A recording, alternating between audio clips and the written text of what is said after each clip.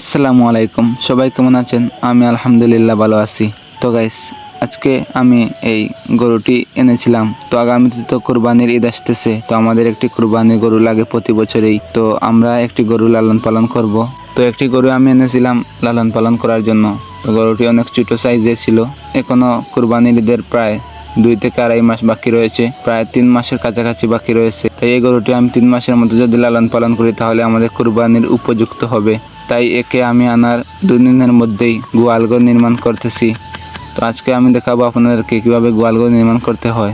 তো ভিডিওটি শেষ পর্যন্ত দেখবেন এবং আমার এই পেজে যদি আপনি নতুন হয়ে থাকেন তাহলে ফলো দিয়ে পাশে থাকবেন এবং ভিডিওটি শেষ পর্যন্ত দেখবেন।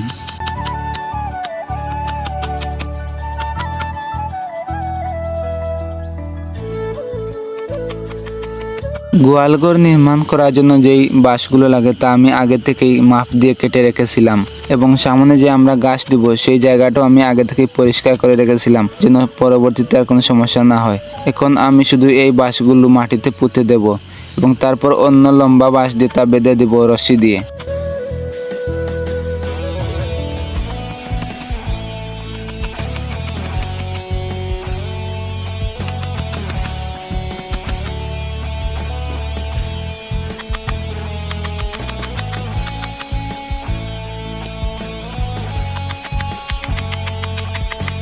প্রায় 1.5 ঘন্টা মেরামত করার পর অবশেষে তৈরি হয়ে গেল আমাদের গরুর গোয়ালঘর, যেখানে থাকবে এই গরুটি প্রায় 3 থেকে 4 মাস কুরবানির আগের দিন পর্যন্ত।